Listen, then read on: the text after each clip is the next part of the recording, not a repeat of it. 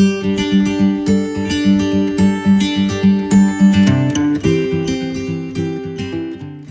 байцгаана хүүхдүүдээ. 9-р ангиас сурагчдад зориулсан цахим хөгжмийн хичээлийн 4 дахь дугаар эхэлж байна. За өнөөдрийн дугаараар жаз хөгжмийн тухай мэдээлэлтэй болно. За бид нар өмнө нь жаз хөгжмийн тухай бас үзэж байгаад орхисон багшийн сэргээн санах маягаар товч мэдээлэл өгье. За жаз хөгжмийн үүсэл бол Америкийн Шинэ Орлеан мужаас гаралтай хөгжмийн төрөл. За 19-р зууны сүүлч 20-р зууны их үеэс блюз, рэгтайм хөгжмөнтэй зэрэгцэн хөгжиж иржээ. За блюз хөгжмийг бол жаз хөгжмийн эцэг гэж нэрлэдэг.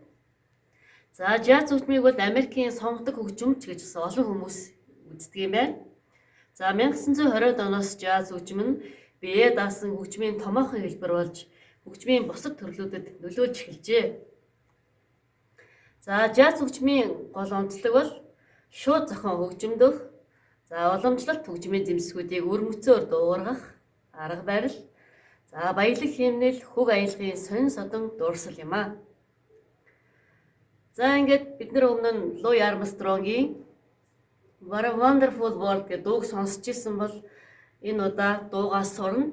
За Армстронг бол 1901 оны 8 сарын 4-нд Америкийн Шинэ Орлеанд төрсөн. За жаз хөгжмийн маш нөлөө бүхий томоохон төлөөлөгч. За нарийн бүрээ бол өөрийнх нь гол имиж болсон сонгодог жаз хөгжимчин дуучин юм аа. За одоо бүгдээрээ Луи Армстронгийн What a Wonderful World гэмэх алдартай дууг сонсоод сурцгаая.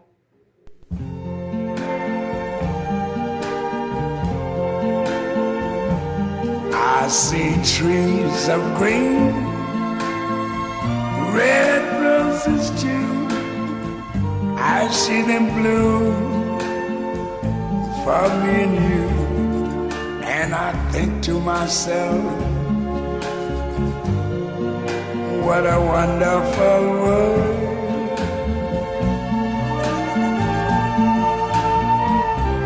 I see skies of blue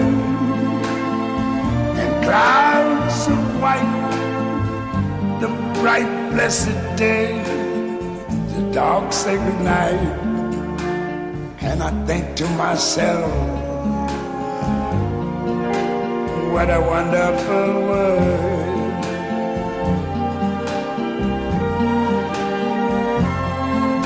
The colors of the rainbow, so pretty in the sky, are also on the faces of people going by. I see friends shaking hands, saying, how do you do? They're really saying, I love you. I hear babies cry, I watch them grow. They learn much more than I never knew. And I think to myself, what a wonderful world. Yes, I think to myself, what a wonderful world. За хүүхдүүдээ сонсон дуугаа маш сайн дагаад дуулаад сураарай. За одоо бүгдээрээ жаз найралт хөгжмийн бүтээлээ сонсъё. За бидний сонсох гэж байгаа уг бүтээл бол Paul Desmond-ийн Take 5 гэх зохиолыг сонсно. За уг зохиолныг бол хамгийн анх удаага жаз хөгжмийн стандартыг үндэслэж бичсэн бөгөөд анх Дэв Брубекийн дөрвөл хэмээн 1959 оны 7 сарын 1-нд Нью-Йорк хотын Колумбия Рекордсын студиэр Time Out хэмээх цомогт зориулж уг зохиолыг бичүүлсэн байна. За гэтэл 2 жилийн дараа уг зохиол нь маш хит болж хамгийн том борлуулалттай жаз сингл болж хуурсан байна. За ингээд олон тооны кино, телевизийн дуунуудаар гарснаас хойш дахин сэргэж нэг хэсэгтээ радио, телевизийн сувгаар маш чухал ач холбогдолтой жаз бүтээл хийвэр байсан байна. За одоо ингэж бүгдээрээ Take 5 зохиолыг сонсцгоё.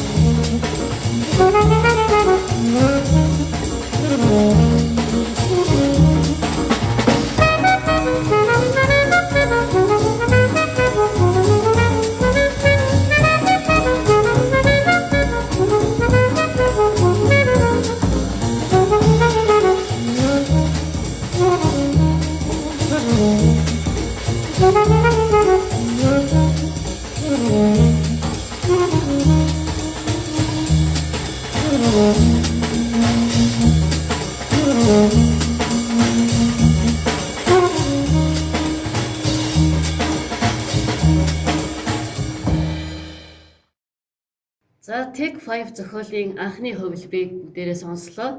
Одоо бүгдээрээ сүүлийн jazz оркестр буюу jazz найр төгсөмчдийн тоглосноор сонсъё. Хүүхдүүд та бүхэн ямар ялгаатай байна? За импровизац буюу одоо тухайн зохиолыг яаж өөрчилж тоглож гин, ямар уран сэтгэмжийг оруулан зохиомжлон тоглож байгааг харьцуулан сонсоорой.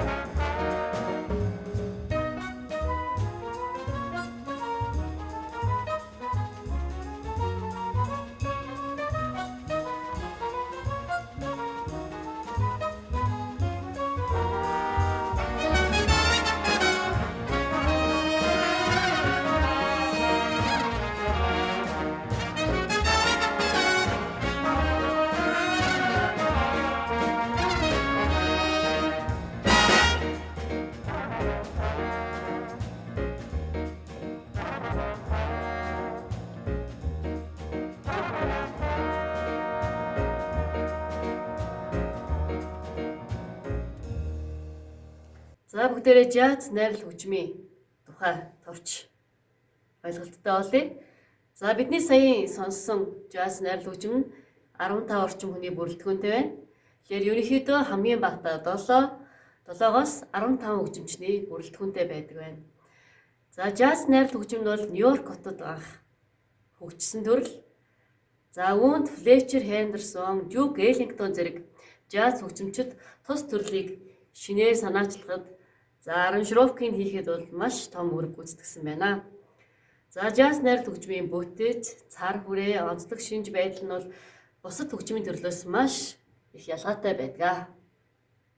За өнөөдрийн jazz хөгжмийн тухай баттгал хичээлийн даалгаврыг багш нь өгье. За алдарт Луи Армстронгийн дуулсан What a Wonderful дууг үгийг нь цээжилж маш сайхан дуулцурна. За түрүүнд сонссон Пол Дизмондын Take 5-ыг хоёр янзаар тоглосон байгаа. Түүнийг харьцуулан сонсоод ялгааг нь ойлгоно.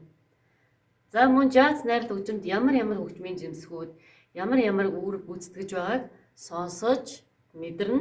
За түүнийгээ дэвтэртээ бичээрэй. За хичээл дуслаа. Түр баяртай хүүхдүүд ээ.